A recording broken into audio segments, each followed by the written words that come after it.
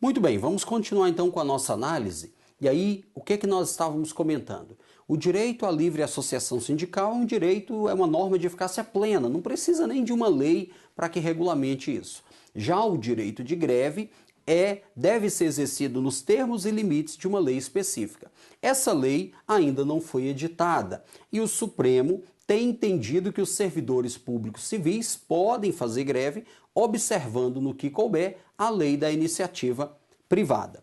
Alguns pontos importantes sobre direito de greve. Primeiro, o Supremo pacificou o entendimento no sentido de que é possível sim a administração descontar os dias referentes à greve. Então, é possível descontar os dias parados? Sim. Não é que o direito de greve está sendo punido. Não é isso. É que, na verdade, é o seguinte: como o Supremo disse que deveria ser aplicado ao servidor público a lei da iniciativa privada no que couber, qual é o entendimento da iniciativa privada quando acontece uma greve? O entendimento é de que o contrato de trabalho ficaria suspenso. E aí, pela regra da comutatividade, ou seja, ele trabalha e o outro paga, remunera por isso. Ele não trabalha, regra, o outro não paga. É isso? Então, o Supremo entendeu basicamente isso para o servidor público. Se ele faz greve, regra, não há necessidade de pagar pelos dias parados. É claro que em alguns casos pode haver a compensação de horário e aí o servidor receberia. Mas é possível? O Supremo disse, a administração deve descontar os dias parados, salvo quando a greve decorre de uma própria culpa da administração. Por exemplo, a administração não paga nossos salários, então quem motivou a greve foi a própria administração. Aí não teria como, não poderia descontar os salários. Um outro ponto importante, segundo ponto, nós vimos que o militar não pode fazer greve. Agora, o servidor público civil, regra, pode fazer greve. Mas por que eu disse em regra? Porque o Supremo entendeu que os policiais não podem fazer greve. Os agentes públicos, os servidores públicos, mesmo civis, que estão envolvidos diretamente com a segurança pública, por exemplo, policial civil, policial federal, policial rodoviário federal, não podem fazer greve. Embora sejam servidores civis, não podem fazer greve. Vamos dar uma olhada? A primeira decisão do Supremo, ele disse, a administração deve proceder ao desconto dos dias de paralisação decorrentes do exercício do direito de greve pelo servidor público, em virtude da suspensão do vínculo funcional que dela decorre. É permitido o quê? A compensação em caso de acordo. O desconto será, contudo, incabível, ou seja, não pode haver desconto se ficar demonstrado o quê? Que a greve foi provocada por conduta ilícita do próprio poder público. Então, se o próprio poder público é que deu causa à greve, aí não poderia haver o desconto. Outro ponto. O exercício do direito de greve, sob qualquer forma ou modalidade, é proibido, é vedado aos policiais civis e a todos os servidores públicos que atuem diretamente na área de segurança pública. Esse é o ponto importante. Fica atento. O Supremo pacificou o entendimento, porque havia dúvida. Policial civil pode ou não pode fazer greve? Alguns entendiam que sim, outros entendiam que não. O Supremo pacificou. Não pode fazer greve os servidores públicos, mesmo civis, que estejam diretamente ligados ao exercício da segurança pública. Tudo bem? Muito bom. Continua comigo. Agora, vamos dar uma passada nas normas constitucionais relativas à remuneração. Então, aqui a gente vai destacar pontualmente algumas ideias importantes sobre a remuneração. Vamos lá? Primeiro ponto. Aqui, no inciso 10, o mais importante é o seguinte, a remuneração de servidor público e o subsídio de que trata o 39, o mais importante está aqui, somente poderão ser fixados ou alterados por lei específica, observada a iniciativa privativa em cada caso. E ele diz, assegurada a revisão geral anual, sempre na mesma data e sem distinção de índices. Então, olha só, primeira coisa, falou de remuneração de servidor público ou de subsídio, regra, tenho que ter uma lei específica, uma lei que cuide só dessa temática. E tem que ser observada a iniciativa privativa. Por exemplo, Wellington, a remuneração de servidores do MPU, quem é que vai propor? É a Câmara dos Deputados? Não, é o próprio Ministério Público. A remuneração de servidores do Poder Judiciário, quem vai propor? É o Presidente da República? Não, é o próprio Poder Judiciário. É isso que ele está dizendo. Olha, tem que ser observada a iniciativa privativa em cada caso. Então, lei específica é o destaque importante aqui. Na sequência, temos a questão do teto remuneratório. Tema muito importante, teto remuneratório. Olha o que ele diz. A remuneração e o subsídio dos ocupantes de cargo, função e emprego público. Isso envolve administração direta, autárquica e fundacional e dos membros de qualquer dos poderes da União, dos estados, do DF, dos municípios, dos detentores de mandato eletivo e dos demais agentes políticos, inclusive envolvendo proventos, pensões ou outra espécie remuneratória, recebido cumulativamente ou não. Aqui um ponto importante, incluídas as vantagens pessoais ou de qualquer outra natureza. Ou seja, a remuneração e o subsídio dessa galera inteira não poderão ser superior ao subsídio pago aos ministros do Supremo Tribunal Federal.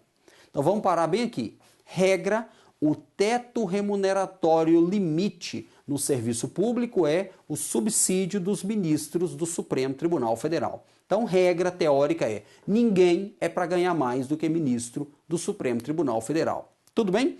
Essa é a regra básica. E veja que incluem as vantagens pessoais. Até 2003 não havia essa exigência no texto constitucional, mas aí veio e na prova isso é muito cobrado. Então, incluídas as vantagens pessoais. Agora, nós vamos verificar que a Constituição, primeiro, estabelece esse teto geral e depois ela estabelece alguns subtetos. Por exemplo, no âmbito dos estados, a gente vai ver que tem teto no Poder Legislativo, no Poder Executivo, no Poder Judiciário e também nos municípios. Vamos ver? Então, peraí. Analisamos até aqui o nosso dispositivo. Então, ninguém ganha mais do que ministro Supremo. Fechou? Agora ele vem e diz assim, aplicando-se como limite no município, o quê? O subsídio do prefeito. Então, agora, daqui para frente, deixa eu mudar aqui. Acabei apagando tudo, né? Mas vamos lá. Se eu coloco assim, daqui, para frente, dessa setinha verde para frente, é o que nós poderíamos chamar de subtetos. Tudo bem? Subtetos. Vamos lá. O que ele diz? No município, o subteto seria de quem? O subsídio do prefeito. Agora, nos estados e no DF, nós temos o subsídio mensal do governador quando se tratar do poder executivo. Temos o subsídio dos deputados quando se tratar do poder legislativo. E temos o subsídio dos desembargadores de TJ quando se tratar do poder judiciário. Então temos isso. Aí, aqui eu tenho um ponto que tem que ficar atento. Olha o que ele diz. O subsídio do desembargador do TJ, limitado a 90 inteiros e 25 centésimos. Então ele diz, o do desembargador, limitado a 90 inteiros e 25 centésimos por cento do subsídio mensal dos ministros do Supremo no âmbito do Poder Judiciário. Aplicável esse limite dos desembargadores a quem? Aos membros do MP, aos procuradores e aos defensores públicos. Então, o limite dos desembargadores aplicável a quem? Ao MP, aos procuradores, aí são os advogados públicos, e aos defensores públicos. Vamos entender isso aqui. O teto geral, ministro do Supremo. Subteto, no município, subsídio do prefeito. Regra, ninguém é para ganhar mais que prefeito. Beleza. Nos estados, eu tenho um teto no poder executivo, subsídio do governador. Teto no poder legislativo, subsídio do deputado. Teto no poder judiciário, o subsídio do desembargador. Note que a Constituição chega e fala assim, ó, desembargador, você vai receber no máximo 90 inteiros e 25 centésimos por cento do que ganha um ministro do Supremo. Tudo bem? É isso que está expresso, mas o Supremo, julgando uma medida cautelar em uma ação direta de inconstitucionalidade, o Supremo suspendeu essa parte final, que limita o subsídio do desembargador a 90% do que ganha o ministro do Supremo. O Supremo suspendeu isso. Por quê? Porque no caso dos juízes de TRF, por exemplo, um juiz que atua no TRF, eles não têm essa limitação. Então o Supremo entendeu que havia uma violação ao princípio da igualdade, porque em tese, um juiz de TRF está no mesmo nível hierárquico de um desembargador de TJ. Só que o desembargador de TJ só podia ganhar o quê? No máximo, 90% do que ganha o ministro do Supremo. E aí o Supremo suspendeu, essa redação está suspensa, a ação direta não foi julgada ainda, tá? Em trâmite. Então temos que acompanhar isso no Supremo Tribunal Federal. Beleza? Então, tetos e subtetos. E o Supremo entende que essa questão do teto remuneratório, ela é auto-aplicável, né? Isso é importante também destacar. Um outro ponto, se o cara ganhar acima do teto, regra, vai haver o chamado abate-teto, que é cortar aquela parcela que esteja acima do teto remuneratório. Tem alguns pontos importantes sobre o inciso 11. Eu trago para você aqui 3 dispositivos que envolvem o inciso 11, ó. 3 dispositivos importantes. Vamos lá. Primeiro, ele diz assim. Primeiro, ele vem e diz assim, ó. O teto remuneratório previsto no 11 aplica-se às empresas públicas e às sociedades de economia mista e suas subsidiárias. Aí aqui eu preciso fazer esse destaque. Que receberem recursos da União, Estado, DF ou do município para pagamento de despesas de pessoal ou de custeio em geral. A regra é que as empresas públicas e as sociedades de economia mista não se submeteriam ao teto remuneratório. Entretanto, o que a gente viu?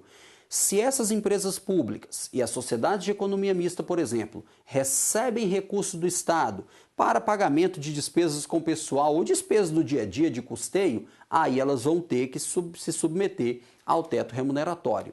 A lei de responsabilidade fiscal vai chamar essas empresas que dependem desses recursos de empresa estatal dependente, porque ela precisa desses recursos. Então, nesse caso, ela teria de se submeter ao teto remuneratório. Além disso, o que nós temos? Muito importante, destaca, não serão computadas para efeitos de limite remuneratório o quê? As parcelas de caráter indenizatório previstas em lei. Nós vimos que no teto remuneratório inserem-se inclusive as vantagens de caráter pessoal. Tudo bem? As vantagens de natureza pessoal se inserem no teto. Aí aqui a Constituição vem e fala assim, ó, aquelas parcelas de caráter indenizatório previstas em lei não entram no teto. Por quê? Porque não é remuneração, é indenização. Então, por exemplo, se o Estado chega para o seu servidor e fala assim, olha, eu preciso que você faça uma viagem para tal local para resolver uma situação de interesse público. Ora, se o Estado determina que o servidor vá, cabe ao Estado indenizar as despesas que o servidor vai ter. Por exemplo, com transporte, com diária, com passagem, com alimentação. Então, esse valor que o servidor recebe de diária, de passagem, por exemplo, tem caráter indenizatório. Tudo bem? E aí, essas parcelas de caráter indenizatório não serão computadas no teto remuneratório.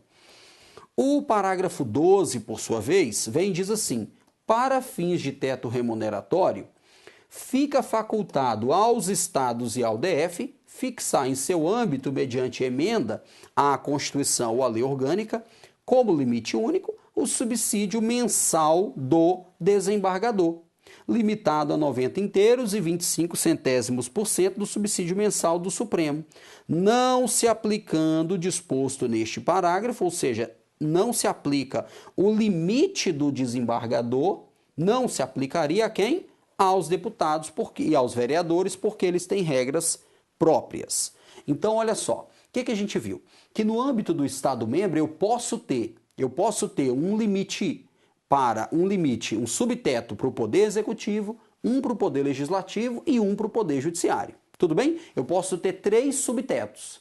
Já aqui no parágrafo 12, o que ele diz? É possível que o Estado-membro estabeleça por meio de emenda, ou o próprio DF por meio de uma emenda à lei orgânica, o que? Olha, nós não vamos ter 3 subtetos, nós vamos ter um só, que vai ser o subsídio do desembargador, ponto. Aí, nesse caso, não teria um subteto para cada poder, seria o limite do desembargador seria para todo mundo.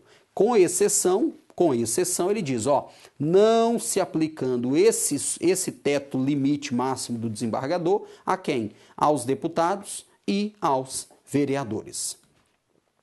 Legal. Dando continuidade nas normas sobre remuneração, nós temos um dispositivo bem tranquilo, mas muito cobrado. Ele diz que os vencimentos do cargo do Legislativo e do Judiciário não poderão ser superiores ao pago pelo Poder Executivo. Na prova, o que o examinador faz? Mistura isso. Ele diz, olha, legislativo, vencimento do Legislativo e do Judiciário não pode ser superior ao pago pelo Poder Executivo. Na prova muda. E quando a gente às vezes pensa numa situação real, prática, a gente fala assim, quem ganha mais é do Poder Legislativo. Então ele é que é o teto, mas na Constituição não é isso. O que ele diz?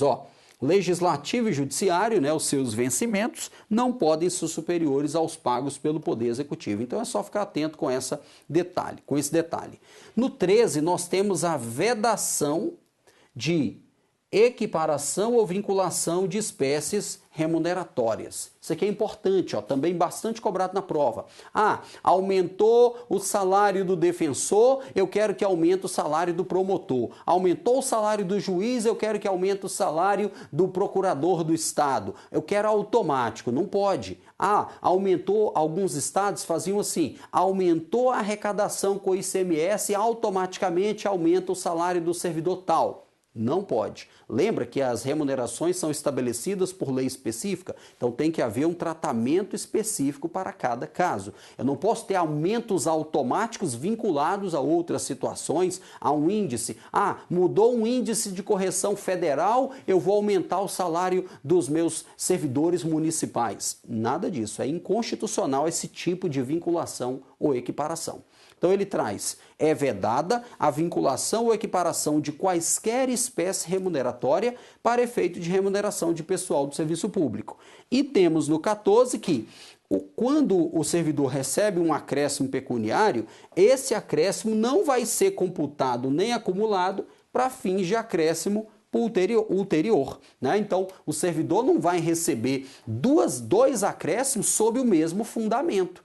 Eu já recebi por exemplo, a gente já viu casos assim no Supremo. O cara recebe uma gratificação por tempo de serviço, né?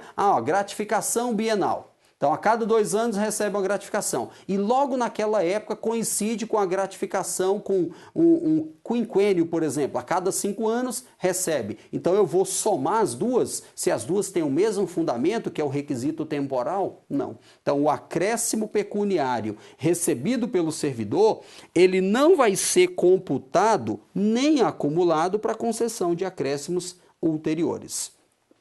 E, por fim, o subsídio e os vencimentos dos ocupantes de cargo e emprego público são irredutíveis. Aí ele traz, ressalvado o disposto no 11, ressalvado o disposto no 14 e no 39, parágrafo 4º, e nos artigos 150 e 153. Basicamente, isso aqui é um direito assegurado a todos os trabalhadores no sentido amplo da palavra. A regra é a irredutibilidade. Só que note que essa irredutibilidade não é absoluta.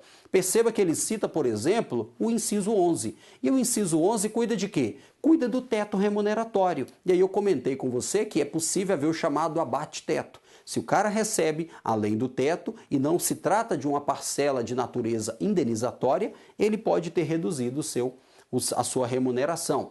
Ele também citou o inciso 14, do qual a gente acabou de comentar, que é sobre a questão dos acréscimos, que não vai ser um acréscimo sobre acréscimo. Então, se minha remuneração é 1.000 e eu recebi um acréscimo de 500, eu recebi um acréscimo de 500 dividido, um acréscimo de 50% dividido em 2 vezes. Um exemplo.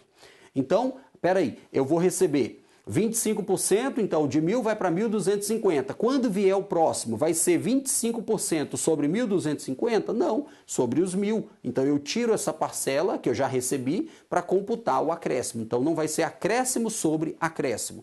Temos também a questão dos tributos. Quando ele cita artigos 150, 153, está falando de tributos. Então, é possível incidir tributos sobre a remuneração, imposto de renda, contribuição para a Previdência, e isso vai reduzir o valor, né? O valor final, o valor líquido que o servidor vai receber.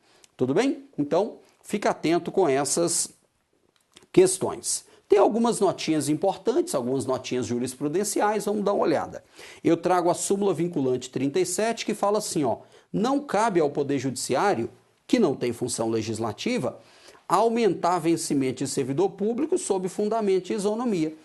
Veja a coerência. Por que o Supremo vem e diz, olha, não cabe ao Judiciário aumentar vencimento sob fundamento de isonomia? Porque nós vimos que depende de lei específica e o Supremo não tem função legislativa. Tudo bem? O que mais? Não ofende a Constituição a correção monetária no pagamento com atraso dos vencimentos de servidor público. Então, o que ele está dizendo? Se o Estado atrasa 1 mês, 2, 3 para pagar servidor, é possível haver correção monetária sobre isso, e isso não ofende a Constituição. O que mais? A fixação de vencimento de servidor público não pode ser objeto de convenção coletiva. Por que que não pode? Percebeu? Quando eu fui comentar o inciso 10, eu falei, olha, o ponto importante, o que que nós temos lá? Lei específica. Então, servidor público não vai ter uma convenção coletiva que vai estabelecer o salário de um servidor público efetivo. Não, é lei específica que vai regulamentar isso. E essa súmula 679 já foi cobrada em prova. O que mais? Registre-se que a norma do 3711, com a redação dada pela emenda 41 de 2003, é uma norma auto-aplicável. Teto remuneratório auto-aplicável.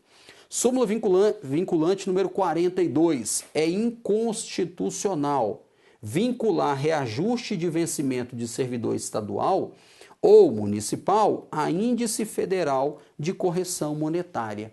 Percebeu aqui aquela questão da vinculação? Por quê?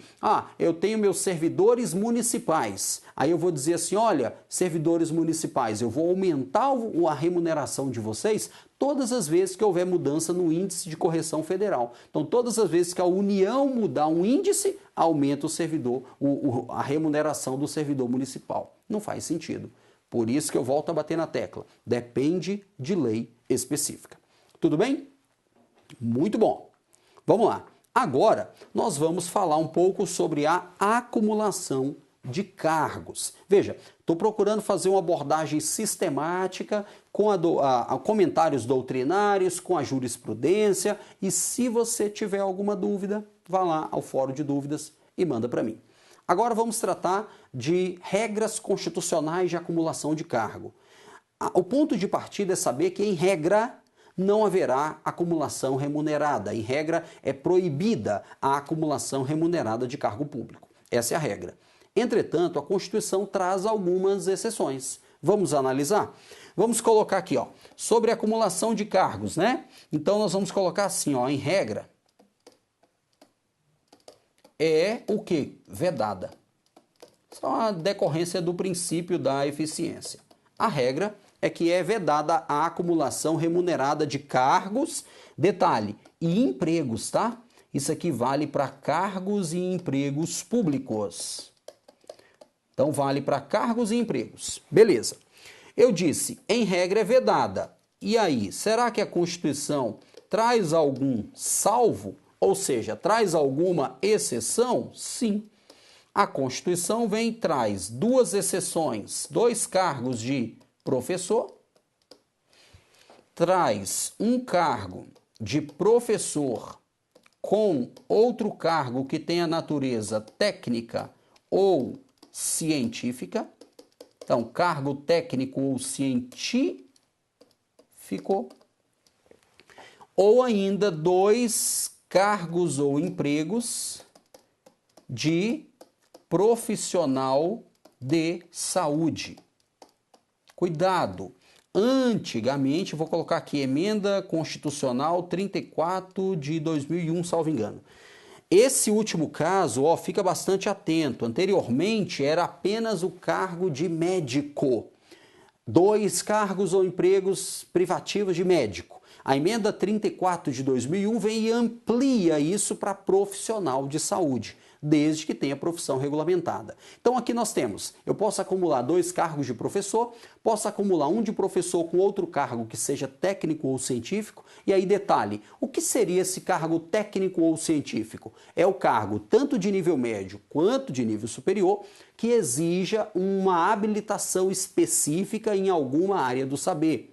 Por exemplo, eu sou professor na Secretaria de Educação do DF, um exemplo.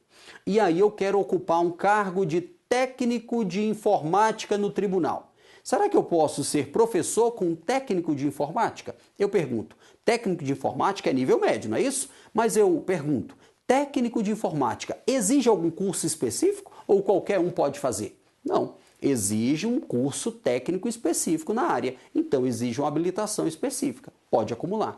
Não é o nome do cargo. Eu posso então ser professor e técnico judiciário, área administrativa? Não pode. Aí a pessoa fala, mas você disse que é cargo técnico? Não é o nome, é a atribuição do cargo, a exigência do cargo é a pessoa ter uma habilitação, uma formação, um curso técnico em alguma área específica do saber. Então o cargo técnico ou científico pode ser de nível médio ou superior, mas que tenha essa exigência específica. Legal? Então peraí, regra é vedada, salvo 2 de professor, 1 de professor com outro técnico ou científico e 2 de profissional de saúde. Lembra que antigamente era só médico. Essas exceções se submetem a 2 condições básicas. 2 condições básicas. Quais são as condições? A primeira condição é a chamada compatibilidade de horário. Compatibilidade de horário. Vale dizer, o horário de um cargo não pode interferir, impedir o exercício do outro. Além disso, tem que observar o 3711, ou seja, teto remuneratório. Aqui, quanto ao teto remuneratório, fica atento. Por quê? O Supremo entendia, e vários autores, havia na verdade não que o Supremo entendia, deixa eu reformular. Havia uma divergência entre autores e tribunais, entre doutrina e alguns tribunais, sobre a seguinte questão. Vamos imaginar, vimos que tem que observar teto remuneratório, não é isso? Então, por exemplo, no âmbito do Estado membro, ninguém pode ganhar mais, por exemplo, no Poder Executivo, ninguém ganha mais do que o governador. Beleza. Aí o cara vai e acumula 2 cargos de professor. Alguns defendiam o seguinte, quando eu acumulo 2 cargos, eu vou somar as 2 remunerações para verificar se está ou não desobedecendo ao teto. Então, anteriormente, havia entendimentos no sentido de que deveriam ser somadas as remunerações para verificar se passava ou não do teto remuneratório. Entretanto, o Supremo Tribunal Federal pacificou o entendimento no sentido de que não devem ser somadas as remunerações. Quando a pessoa acumula 2 cargos, vai receber as 2 remunerações e a análise se obedece ou não o teto remuneratório a análise é feita em cada cargo. Não vou somar as 2 remunerações. Guarda isso, porque isso é questão de prova. Tudo bem? Legal, vencemos aqui essa parte, né? E eu trago algumas decisões importantes para você. Nos casos autorizados, constitucionalmente, de acumulação de carga, emprego ou função, a incidência do 3711, ou seja, do teto remuneratório, pressupõe consideração de cada um dos vínculos. E aqui é o ponto importante. Afastada a observância do teto remuneratório quanto ao somatório dos ganhos do agente público. Entendeu a ideia? Eu vou analisar se o cara está observando o teto ou não dentro de cada um dos vínculos, não é somando as remunerações. Tudo bem? E para fechar, a Constituição Federal prevê a possibilidade de acumulação de cargos privativos de profissional de saúde, em que se incluem os assistentes sociais. E aí, Na nossa próxima aula eu vou tratar com você de um outro tema que também tem o link, que é servidor público que se elege para mandato eletivo. A gente vai ver que tem uma hipótese de acumulação, mas isso fica para a nossa próxima aula. Eu te espero.